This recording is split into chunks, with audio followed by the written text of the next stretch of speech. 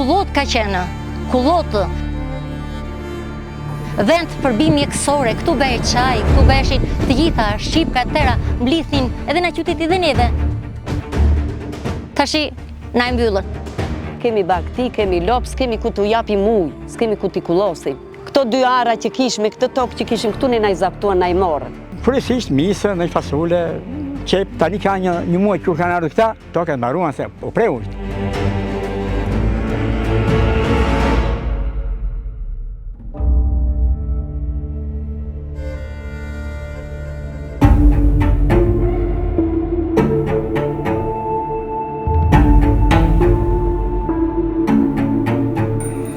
Të lodhur nga bujësia dhe blegtoria ndonse në pension, banorët e fshatit Taç në Kolonjë tregojnë se si vendi ku gjenerata e tyre ka mbijetuar për dekada, po ju kthehet ngadalë në një zonë industriale, e mbuluar me panele diellore. Ata kujtojnë se si mëngjesin e 21 korikut buldozerët mbritën në fshat për të kthyer kullotën e tyre në kantier, duke ndërprer rrugën për në tokat e tyre dhe ujin me të cilin vadisin. Kjo ishte vetëm rrugdalja jonë. Aty shkonim në arat, aty merrnim ujin, me ato i vadisnim, e zunë e mbyllën. Ja ti të vesh shikosh aty kam lidhur ditë. I zën gurrët, ku edhin ata, se s'kam ku shpije. Ku do dal nesër në arën time? Nga do shkoj, me çfarë do t'i vadit? Përse punaj me shpirtin me pajir? Aty ku punon ky, është arteria kryesore që furnizohen 20 hektar tokë që vaditemi ne, furnizohet dhe një rezervuar i madh që vaditem për periudhën e verës, 100 hektar, aty është burimi. Tani ky e prishi aty. Rreth 27 hektar kullot të fshatit Taç është dhënë me qira nga Bashkia Kolonjë për ndërtimin e centrali që do të prodhojë energji nga dielli. Banorët tregojnë se nuk kishin asnjë dieni për projektin deri në momentin kur pan makineri të hynin në teren.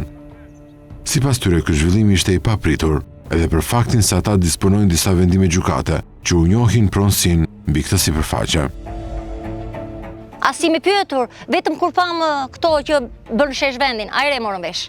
Tani e morën vesh, kur u bë fakti kryer që futën këta. Se ne kishim vendimin e gjykatës dhe tham, vendimi i gjykatës është i detyrueshëm edhe për ata. Unë nuk kuptoj tash, vendimi i bashkisë të Kolonjës, a është i detyrueshëm për gjykatën apo vendimi i gjykatës është i detyrueshëm për këta? Por rasti i fshatit Taç nuk është i izoluar. Në 2 bashki të qarkut Korç, Kolonjë dhe Devoll, banorët po përballen me projekte që synojnë ndërtimin e centraleve fotovoltaike mbi tokat pyjore dhe kullosore, hapësira që për ta janë burimi vetëm jetesës. Komunitetet lokale shpeshherë varin gjithë ekonominë e tyre në këto shërbime. Kryesisht janë shërbimet e drejt për drejta ose shërbimet që kemi të bëjnë me çështjet që lidhen me ushqimin e këtyre apo dhe me mbledhjen e bimëve medicinale apo dhe bimëve të tjera të cilët janë me interes ekonomik për ekonomitë lokale. Jo në pak raste, banorët pas fillimit të ndërtimeve kanë ndier mungesën e asaj që ata i thonin kullot tradicionale. Këto zhvillime që në planin kombëtar përkthehen si investime në energji të gjelbër dhe tranzicion drejt burimeve të rinjovueshme, në nivel lokal janë kthyer në kërcënim të drejt për drejt për jetesën, ekonominë familjare, por edhe për mjedisin. Gjithashtu të dhënat sugjerojnë se të gjitha dhënjet me qira të kryera në periudhën 2022-2024 për ndërtimin e parqeve fotovoltaike kanë ndodhur në një boshllëk ligjor ose në kundërshtim të drejt për drejt me legjislacionin ekzistues, ndërkohë që nuk mungojnë as rastet e procedurave të ankandeve me risk korrupsioni. Deri në vitin 2024, dhënia e pyjeve dhe kullotave me qira për ndërtimin e centraleve diellore ishte ndaluar me ligj. Megjithatë, sipas një raporti të organizatës All Green Center, 10 lei u dhanë nga Bashkia Kolonjë e Devoll në kundërshtim me ligjin, planifikimin territorial dhe pa u kryer vlerësime të thelluara të ndikimit në midis. Ne kemi përpunuar të gjitha të dhënat e ankandeve nga këto 2 bashki në periudhën 2022-2024 dhe rezulton që Bashkia Kolonjë ka dhënë një sipërfaqe prej gati 532 hektar të ndarë në 13 kontrata, ndërsa Bashkia Devoll ka dhënë 388 hektar të ndarë në 4 kontrata. Pra, në total të dyja bashkit kanë dhënë 920 hektar nga fondi pyjor dhe kullosor për ndërtimin e centraleve fotovoltaike. Një dhënë tjetër interesante është fakti se kemi një rritje me 46% të sipërfaqeve të dhëna nga viti 2023 në vitin 2024, çka tregon se presioni për shfrytëzimin e territorit nuk është një fenomen i izoluar, por një tendencë në rritje. Projektet shtrejnë në parcela pyjore apo kullosore të fshatrave Starje, Shtik Butk, Prodan, Rahov, Qinam, Lëngëz, Qavzez, Selenic, Borov, Kagjinas, Gostivisht, Bejkov, Vodic, apo disa nga Stranobilisht, ku tashmë 2 bashkitë e qarkut Korç kanë shpallur fitues apo kanë nënshkruar kontratat me kompanitë private. Ndryshimet në ligjin për fondin kullosor që hyn në fuqi në dhjetor të 2024-s shënojnë një kthes rëndësishme në përdorimin e territorit, pasi për herë të parë lejojnë ndërtimin e centraleve diellore dhe të erës brenda kullotave. Deri në atë moment, legjislacioni në fuqi nuk e parashikonte fare aktivitetin energjetik në këto sipërfaqe dhe konsideronte përdorimin industrial si shkputje të përhershme nga fondi kullosor. Kur një gjë ndos dhe ligji ndryshohet më pas, do të thotë që këtu ka diçka që nuk funksionon. Po ndryshojmë një ligj për një gjë që kemi bërë gabim. Dhe ky është gabimi i dytë që ndos. Ajo që vuret për periudhën 2022 deri në dhjetor të 2024-s janë shkelur procedurat ligjore tek aspekti që ti nuk mund të tjetërsosh fondin kullosor apo fondin pyjor për një zhvillim industrial. Bashkitë shpesh herë thonë që ne nuk po tjetërsojmë përdorimin e tokës. Ndërtimi i parqeve fotovoltaike për një periudhë operimi deri në 35 vjet siç shikojmë në planet e biznesit të tyre, është kryekëputje ndryshimi i përdorimit të tokës, nga ajo natyrore drejt asaj industriale. Praktikisht të gjitha dhënjet me qira të kryera në periudhën 2022-2024 për ndërtimin e parqeve fotovoltaike ka ndodhur në një boshllëk ligjor ose në kundërshtim me legjislacionin ekzistues. Vetë nisma për ndryshim ligji u arsyetua si nevojë për t'u përgjigjur kërkesave të shumta të bizneseve për ndërtim të centraleve energjetike, gjë që tregon se realiteti në terren kishte ecur shumë përpara kornizës ligjore. Gjithashtu në relacionin shoqërues të deputetes Edona Bilali, e cila propozoi ndryshimet, thuaj se bashkitë e vendit kanë lidhur kontrata për kryerjen e këtyre veprimtarive dhe këto kontrata nuk janë të bazuara ligjërisht. Megjithatë, raporti ynë vlerësoi se pavarësisht se ndryshimet e vitit 2024 synojnë të formalizojnë në të ardhmen praktikat e shfrytëzimit të kullotave për energji të rinovueshme, ato nuk adresojnë problematikat themelore të krijuara nga procedurat e zhvilluara përpara hyrjes në fuqi të ligjit, të cilat ligjërisht nuk mbulohen nga ky ndryshim. Përpasoj, rreziku i tjetërsimit funksional të fondeve pyjore dhe kullosore mbetet i pranishëm, sidomos për kontratat e dhëna në periudhën 2022-2024. Raporti Old Green gjeti gjithashtu se asnjëra nga bashkitë nuk ka të parashikuar zhvillimin e parqeve fotovoltaike në planet e përgjithshme vendore apo në dokumente strategjike. Ka një problematikë seksuar në aspekt të dokumentave strategjik të cilët vetë bashkitë kanë hartuar që në kryeterës, si strategjitë territoriale të zhvillimit territorit ashtu dhe planet e përgjithshme vendore të rregullimit të territorit, nuk janë shprehur qartë mbi hapësira apo sipërfaqe të caktuara ku mund të lejohet ky lloj zhvillimi. Plani i përgjithshëm vendor përcakton zona të cilët janë natyrore apo zona të cilët janë me përparësi zhvillimin e industrisë. Në shumë të rasteve kemi konvertim të zonave nga natyrore, qofshin këto pyjore ose kullosore, drejt zonave industriale të mbuluara me panele. Kjo sjell atë që është një konsumim i sipërfaqeve natyrore. Ne i pyetëm këto dy bashki edhe për planet e menaxhimit të pyjeve dhe kullotave.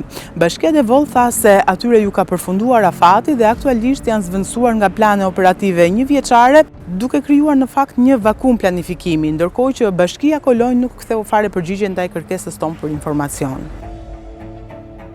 Përveç faktit se vendimet për të dhënë me qira fondet pyjore dhe kullosore për parqe fotovoltaike janë të pabazuara në ligj dhe në strategjinë territoriale, në Kolonjë dhe Devoll kanë dalë në pa element që ngren shqetësime mbi integritetin dhe mënyrën se si janë zhvilluar procedurat e ankandit. Një element i përsëritur në të dy bashkitë është niveli shumë i ulët i konkurrencës në procedurat e dhënies me qira. Ajo që vure ishte fakti që në të dy bashkitë e marra në konsiderat, ofertat ishin kryesisht me një ofertues vetëm, pra vije re një mungesë e theksuar e konkurrencës. Tendenca është që të gjitha këto kontrata përgjithsisht kanë qenë shumë afër çmimit dysheme, që është i përcaktuar me ligj se sa duhet të jetë 1 hektar tokë dhënë me qira për një periudhë 1 vjeçare. Sipas raportit të Old Green, mbi 90% e procedurave kanë pasur vetëm një operator ekonomik pjesëmarrës, ose kanë prodhuar fitues të përsëritur në më shumë se një ankand, duke kufizuar ndjeshëm konkurrencën e lirë dhe rritur rrezikun për favorizim. Mungesa e konkurrencës e bën procesin të cënueshëm ndaj ndikimeve klienteliste dhe favorizimeve të mundshme. Një tjetër element problematik janë rastet e ankandeve të anulluara dhe më pas të rihapura, të cilat përbëjnë një praktik të njohur në manipulimin e procedurave duke krijuar hapësirë për eliminimin e garuesve të përshtatshëm ose për zgjedhjen e operatorëve të caktuar. Analiza e proceseve në Devol dhe Kolonjë tregoi se anullimet dhe rishpalljet e ankandeve nuk janë një fenomen i izoluar, por ato shfaqen veçanërisht në sipërfaqet e mëdha ku edhe interesi ekonomik normalisht është më i lartë. Një rast i veçantë i evidentuar në raport është ai një procedurë në Bashkinë Devol, ku pas anullimit të ankandit për mungesë dokumentacioni të subjekteve private, procesi u rihap vetëm një javë më vonë. Nga 5 kompani pjesëmarrëse, 4 u skualifikuan sërish me të njëjtin argument, ndonse 3 prej tyre kishin oferta më të favorshme ekonomikisht se fituesi përfundimtar. Ky konfigurim, anullimi i procedurës së parë, rihapje menjëhershme, rritje e konkurrencës formale, skualifikime të shumta dhe shpallje fituese e një oferte më pak leverdishme, përputhet me modelet e përshkruara në literaturën e OECD-s dhe Bankës Botërore mbi rreziqet e manipulimit të konkurrencës në tenderime lokale, veçanërisht në sektorët me interes të lartë ekonomik. Po ashtu autoritetet lokale e paraqesin dhënien me qira si një përdorim të përkohshëm të fondit pyjor dhe kullosor, por realiteti teknik dhe ekonomik i parqeve fotovoltaike e kundërshton këtë pretendim. Një central diellor funksionon mesatarisht 25 deri 30 vjet dhe kërkon investime që nuk amortizohen brenda 10 viteve të kontratës së qiras. Është shumë e qartë që kjo kontratë rinovohet. Për këtë arsye, kontratat 10 vjeçare nuk kuptojnë rinovim automatik dhe përdorim afatgjatë, duke zhndëruar në fakt një praktik me qira të përkohshme në një përdorim shumë vjeçar të ngjashëm me tjetërsimin e pronës. Sipas Allgreen, në përpjekje për të justifikuar dhënien me qira të këtyre sipërfaqeve, përfaqësues të bashkive argumentojnë se procesi rrit ardhurat lokale përmes qirave dhe taksave, duke paraqitur si një instrument zhvillimor për buxhetet bashkiake. Megjithatë, kjo qasje mbetet e njëanshme, pasi nuk merr parasysh efektet afatgjata që humbja e sipërfaqeve natyrore sjell mbi ekosistemet, blegtorinë dhe vetë qëndrueshmërinë ekonomike lokale. Justifikohet me faktin që ndoshta duke dhënë këtë sipërfaqe kullosore me qira, po rritet në mënyrë të ndjeshme të ardhurat e bashkisë, po pa marrë në konsiderat dëmet ambientale dhe dëmet ekonomike afatgjatë. Në fakt, kjo dhënje sipërfaqeve të tokave me qira nuk përkon, apo nuk është në kohezion, apo nuk konvergjon me atë që flitet. Por praktikisht nga një anë këto zonat kanë si fokus zhvillimin e turizmit, zhvillim bujqësor, zhvillim blegtoral e të tjera, po kur vjen në pika finale shikohet që sipërfaqe të tëra me qindra hektar toke po jepen me qira për t'i transformuar në zona industriale apo në parqe fotovoltaike, që nënkupton që për 25 vite me radhë praktikisht është e pamundur qoftë të zhvillosh bujqësi, qoftë të zhvillosh blegtori dhe patjetër edhe turizëm, sepse në qoftë se një turist i huaj vjen në Shqipëri kërkon që të shikojë atë natyrën e virgjë, natyrën e bukur të Shqipërisë dhe jo ato pasqyrat. Zhvillimi i parqeve fotovoltaike konsiderohet si një investim i zgjuar dhe një formë prodhimi energjie të pastër, ndërsa aktualisht ekzistojnë ende pak evidenca shkencore mbi ndikimet që këto parqe mund të kenë ndaj biodiversitetit, shërbimeve të ekosistemit dhe mjedisit në tërësi. Por sipas IUCN-s, që është organizata kuadër ndërkombëtare për mbrojtjen e natyrës, ndikimet e mundshme negative lidhen kryesisht me tjetërsimin e sipërfaqeve natyrore, fragmentimin dhe zënien e habitatit, ndikim në florë dhe faunë, prishjen e karakterit të peizazhit dhe në disa raste me pasojë në ekonominë e komuniteteve lokale. As më shumë dhe as më pak është ndërtimi një zone industriale. Edhe pse duket pak si soft, si ndërhyrje, po ta shikojmë në standardin shqiptar se si operohet gjatë ndërtimit të centraleve fotovoltaike, ne shikojmë që kemi një kreje të gjithë zonës, pastrimi gjithë zonës nga gjithë bimësia që ndodhet aty. Duke qenë që këto kërkojnë sipërfaqe relativisht të mëdha për të ndërtuar, këto sipërfaqe hiqet nga ajo që ne themi që është shumë e rëndësishme për ushqimin e kafshëve të egra apo dhe shpendëve. Gjithashtu gërmimet që ndodhin aty, ngjeshja e tokës, lëvizja e dherave, krijimi i gjithë sheshit të ndërtimit të paneleve, është kjo një ndikim që është sa në tokë, sa në ujërat aty pranë, gjithashtu është edhe një ndikim negativ në aspektet e peizazhit të zonës. Është një transformim nga i peizazh natyror drejt një peizazhi industrial. Gjithashtu ndikimet shfaqen edhe në klimën lokale, pasi sipërfaqet e mëdha të paneleve rrisin temperaturën e zonës dhe mund të ndryshojnë mikroklimat. panelet e gjëra në sipërfaqe të mëdha mund të sjellin një ndryshim, një rritje të temperaturës ose ndryshim të mikroklimave të cilat ndodhen në zonën ku ato ndërtohen. Kjo mund të sjellë dëmtim të shumë faktorëve që vinë zinxhir më pas, mund të jenë ndiktime në bujqësi apo në çdo gjë tjetër që është mësuar me një klim tjetër pak më të ftohtë që ka qenë para ndërtimit të këtyre. Ndikimet janë edhe më negative në kontekstin e ndryshimeve klimatike. Nuk doja t'i futesh llogarive tani, por që dhe heqja e sipërfaqeve të gjelbra dhe ndërtimi i paneleve diellore kërkon me dinjitet që të trajtohet një balans se çfarë humbit ne fitojmë edhe nga pikpamja e shkarkimeve të gazeve me efekt serë në zonat e caktuara. Në zonat pyjore, konvertimi i këtyre sipërfaqeve do duke i papranueshëm edhe pse është një burim energjie i pastër. Përballë këtyre risjeve, dhënia e sipërfaqeve në fond pyjor dhe kyllosor po ndodh pa vlerësim të duhur të gjendjes së mjedisit, biodiversitetit apo integritetit të ekosistemeve. Planet e përgjithshme vendore nuk e parashikojnë këtë lloj zhvillimi dhe rrjedhimisht asnjë bashki nuk ka kryer vlerësim strategjik mjedisor për të analizuar ndikimet në territor dhe receptorët natyror në shkallë të gjerë dhe afatgjatë.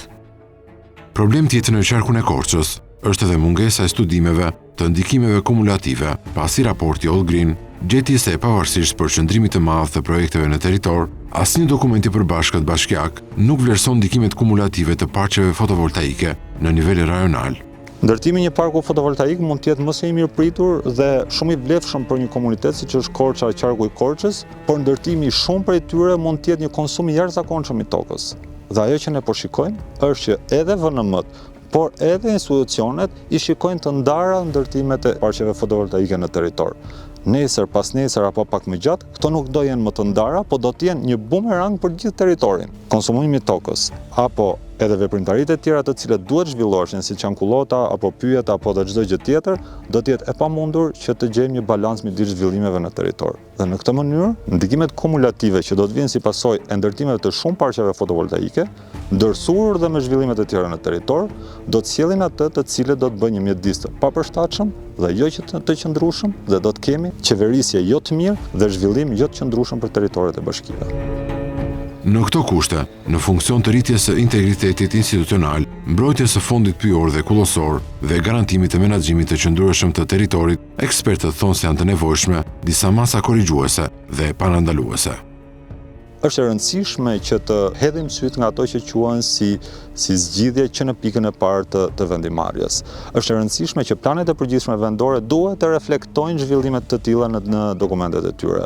Bashkitë duhet bëjnë rishikimet e këtyre dokumenteve në mënyrë që të shikojnë mundësinë dhe hapësirat se ku mund të ushtrohet ky lloj zhvillimi në të ardhmen. Në aspekt të ndikimit në mjedis, është shumë e rëndësishme që projekte të tilla të shoqërohen me vlerësime të ndikimit në mjedis të cilët kanë studime të thelluara për sa i përket ndikimeve që kanë si në tokë, habitat, si dhe në speciet e egra. Ajo që është shumë e rëndësishme është që të pyetet komuniteti. Komuniteti lokal është pronar de facto i asaj sipërfaqe të dhënë në konsiderat. Në fakt de jure është vetë bashkia ajo që menaxhon këtë sipërfaqe, por që de facto janë qytetarët ata që duhet ta shfrytëzojnë. Është shumë e rëndësishme dhe rishikimi. Pa diskutim që kontratat e qiras të lidhura në periudhën 2022-2024 duhet të rishikohen në tërësi. Rishikimi duhet të verifikojë përputhshmërinë me 2 kuadrot ligjor, të evidentojë devijimet nga procedurat dhe pa diskutim duhet të vlerësojë nëse kontratat kanë cënuar funksionimin natyror të zonave të prekura. Ne kemi rekomanduar gjithashtu një auditim të thelluar nga strukturat të specializuara që të shqyrtojnë dokumentacionin administrativ, proces verbalet e ankandeve, arsyetimet e skualifikimeve, transparencën financiare dhe pa diskutim përputhjen me legjislacionin për pyjet dhe kullotat. Auditimi duhet të evidentojë përgjegjësi institucionale dhe individuale, si dhe të sigurojë masa korrigjuese për të shmangur përsëritjen e parregullsive në të ardhmen. Ne duam që të bëhet drejtësi. Nuk duam që të bëhen pa drejtësi, se jemi ngopur me pa drejtësinë. Ne datë pak tokë që kishim që kullosin partinë e morën në këta. Në këto pozita, a rohet apo nuk rohet? Nuk rohet, ka logjik. U drejtojmë të gjithë dhe të marrin masa, të na lënë të lirë, të mbajmë, të jetojmë.